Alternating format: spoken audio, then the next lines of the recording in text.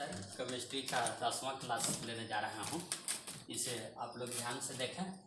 देखिए, इसे सब्सक्राइब कर दीजिएगा, सब्सक्राइब अवश्य कीजिएगा। H2O में ऑक्सीजन का प्रतिशत बताना है। तो ऑक्सीजन का प्रतिशत बताना है तो देखिए H2O तो 2 गुने 1 प्लस 16 तो 18 हो गया। तो ऑक्सीजन का अगर प्रतिशत बताना है तो ऑक्सीजन गुने 100 बटे टोटल। तो ऑक्सीजन क्या है, ऑक्सीजन का परमाणु संख्या कितना होता है, तो परमाणु भार कितना होता है 16। तो 16 गुने 100 अब बटे 18, देखिए 18 आया था 44.4%। अब आइए 11 ग्राम CO2 में ऑक्सीजन के परमाणुओं की संख्या बताना है। तो देखिए CO2 2 प्लस 2 गुने 16 तो 44 ग्राम आ गया। आई जो 2 दिखा रहा है तो यह था 2 ग्राम एटम है। 1 ग्राम एटम का मतलब n एटम, तो 2 ग्राम एटम का मतलब 2n एटम हो गया। तो 44 ग्राम का मतलब क्या आ गया, 1 मोल आ गया। अनुभार का मतलब कि 1 मोल, अनुभार के बराबर अगर आ जाए तो 1 मोल।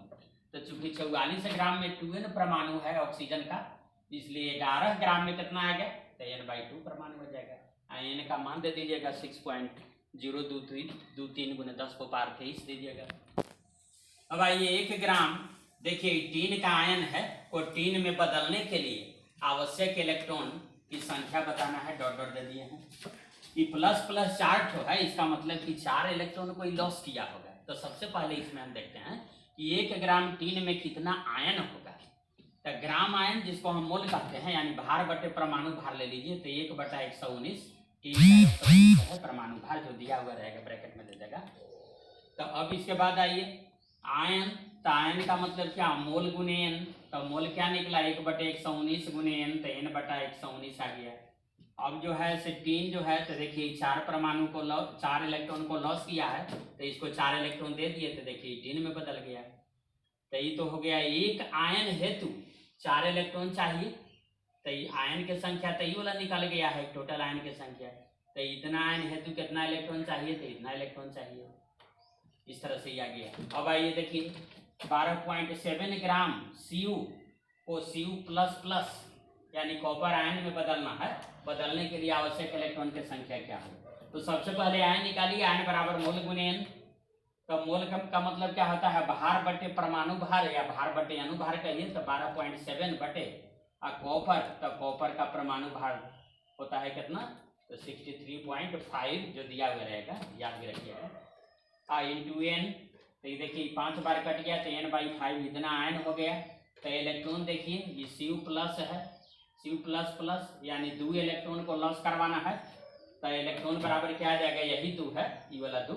तो 2 इंटू n/5, तो इतना इलेक्ट्रॉन। अब इसके बाद आइए यहाँ पर देखिए 50 ग्राम CaCO3 को अगर गर्म करेंगे तो CO2 का कितना आयतन हमको मिलेगा, ये बताना है। तो देखिए CaCO3 को हीट कीजिए, इस पर डेल्टा दिया हुआ है, त्रिभुज जैसा है, मतलब डेल्टा है, मतलब हीट कर रहे हैं। तो देखिए CaO + CO2, तो CO2 तो यहाँ आगे पर 1 लिखा हुआ है, कुछ नहीं है, मतलब 1 है, यानी 1 मोल है। तो 1 मोल का मतलब STP पर 22.4 लीटर हो गया। इसको निकाल लीजिए। Ca तो 40 + 12 + 3 गुने 16, तो 100 ग्राम आ गया। तो 100 ग्राम को जब हीट करते हैं तो 22.4 लीटर CO2 मिलता है। तो 50 ग्राम माने इसका आधा को जब हीट करेंगे तो इसका आधा मिलेगा, यानी 11.2 लीटर मिलेगा। तो देखिए ये हो गया। अब यहाँ पर आइए 92 ग्राम सोडियम कितना जल से पूर्णतः प्रतिक्रिया कर जाएगा। तो देखिए सोडियम का जल से प्रतिक्रिया करा रहे हैं, Na + H2O, तो ये आ गया NaOH प्लस 1/2 H2। तो देखिए ये 23 ग्राम है। ये क्या है, ये 18 आ जाएगा। H2O का निकालेंगे तो चूंकि 23 ग्राम के लिए 18 ग्राम जल चाहिए, इसलिए 92 ग्राम के लिए मतलब इसका क्या 4 गुना हो रहा है, तो इसको 4 गुना कर दीजिए, 72 ग्राम जल चाहिए। अब देखिए 5 ग्राम CaCO3 के अपघटन के लिए आवश्यक H2SO4 कितना ग्राम होगा। CaCO3 को H2SO4 से प्रतिक्रिया करा रहे हैं, तो CaSO4 + CO2 + H2O। तो देखिए इसका 40 + 12 + 3 गुने 16, तो ये आ गया 100 ग्राम। ये आ गया 2 गुने 1 + 32 + 4 गुने 16, तो ये आ गया 98 ग्राम। तो 100 ग्राम CaCO3 को प्रतिक्रिया करने के लिए, कैल्शियम कार्बोनेट को प्रतिक्रिया करने के लिए 98 ग्राम H2SO4 चाहिए, इसलिए 5 ग्राम के, तो देखिए 4.9 ग्राम चाहिए। अब है कि 1 ग्राम सिल्वर है, में परमाणुओं की संख्या बताइए। तब परमाणु की संख्या का मतलब मोल इंटू एन, तो 1 बाई परमाणु भार, तो ये जी का परमाणु भार 107 होता है, दिया हुआ रहेगा इंटू एन। एन का मान इतना दे दिए बटे 107, दशमलव हटाइएगा, 3 को जीरो पड़ेगा, फिर भाग दीजिएगा, ये देखिए इतना आ गया। अब आइए 1 ग्राम हाइड्रोजन का आयतन एसटीपी पर क्या होगा। तो हाइड्रोजन का मतलब H2 लिखाएगा 2 गुने 1 यानी 2, तो 2 ग्राम का मतलब क्या आ गया, 1 मोल आ गया। तो 1 मोल का मतलब 22.4 लीटर हो गया। तो 2 ग्राम मीन्स क्या 22.4 लीटर, तो 22.4 लीटर, तो इसलिए 1 ग्राम का रहा है यहाँ क्वेश्चन, तो 1 ग्राम का मतलब क्या है 11.2 लीटर, तो यह हो गया। इस तरह से सब न्यूमेरिकल्स को ध्यान। तो अब देखिए मोलारता के बारे में देखिए, प्रति लीटर बिलियन में विलेय के मोलों की संख्या, एम बराबर हो गया W गुने 1000 बटा मोलिकुलर वेट गुने V मिलीलीटर। अब क्वेश्चन है 0.1 m NaCl के 500 मिलीलीटर बिलियन में NaCl के ग्राम अणु या मोलारता या सांद्रता के बताना है। तो चलिए ये फार्मूला पर आइए, 0.1 यहाँ बैठा दिए, W गुने 1000 बटा मोलिकुलर वेट इंटू 500 है। तो देखिए M by molecular W by molecular weight बराबर क्या आ गया, ये कट गया 2 बार, तो इतना आ गया, तो यह हो गया इसका क्या मोल आ गया। अब 10 लीटर KCl बिलियन में 149 ग्राम KCl घुला है, तो बिलियन की मोलारता या सांद्रता बताना है। KCl देखिए इतना आ गया, तो M बराबर देखिए इस फार्मूला पर रख दिए W गुने 1000, तो इतना आ गया। अब देखिए 50 मिलीलीटर बिलियन में इतना Na2CO3, तो Na2CO3 के निकाल दिए तो 106 आ गया मोलारता, इस फार्मूला पर रखे W गुने 1000 बटा मोलिकुलर वेट गुने इतना, तो देखिए ये आ गया।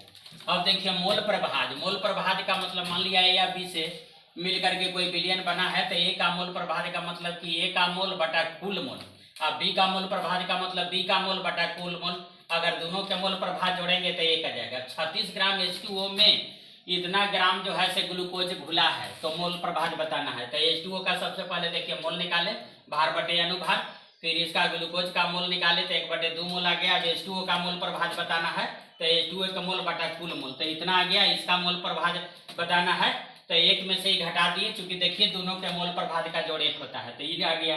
अब 100 ग्राम शरबत में 20 ग्राम चीनी घुला है, तो विलेयता बताना है। तो विलेयता का मतलब हो गया चीनी गुने 100 बटे पानी, तो 20 गुने 100 बटे 80, इतना परसेंट हो गया।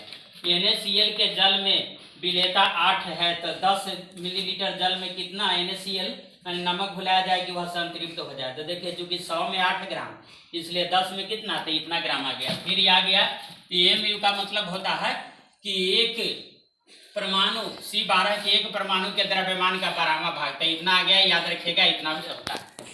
5.6 ग्राम लाल तत्व लोहा पर जल वाष्प प्रवाहित करेंगे, तो हाइड्रोजन के अणु परमाणु तथा उसके आयतन की संख्या बताना है। तो देखिए रिएक्शन है 3Fe प्लस 4H2O, जल वाष्प प्रवाहित किए, तो ये बन गया मैग्नेटाइट प्लस 4H2। देखिए 4 मोल है यानी 4 अणु है। आई क्या है, ये 2 ग्राम परमाणु होता है, यहाँ 4 है, तो 4 दूनी 8 ग्राम एटम हाइड्रोजन हो गया, यानी 8N परमाणु हो गया।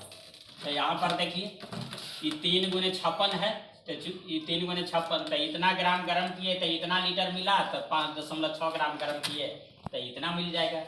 फिर देखिए इतना ग्राम जो है से गर्म किए तो इतना अणु मिल गया हाइड्रोजन का, इसलिए इतना किए तो देखिए इतना आ गया। इतना अगर गर्म किए तो इतना मिल जाएगा। अब आइए इतना ग्राम KCl को गर्म करेंगे तो ऑक्सीजन का आयतन बताना है। तो देखिए रिएक्शन आ गया, ये 3 मोल आ गया, तो 3 गुने इतना लीटर, तो ये देखिए 245 ग्राम गर्म किए तो इतना लीटर, तो इतना ग्राम गर्म किए तो इतना लीटर मिलेगा। न्यूमेरिकल को ध्यान दीजिएगा, काट कूट के देखिएगा।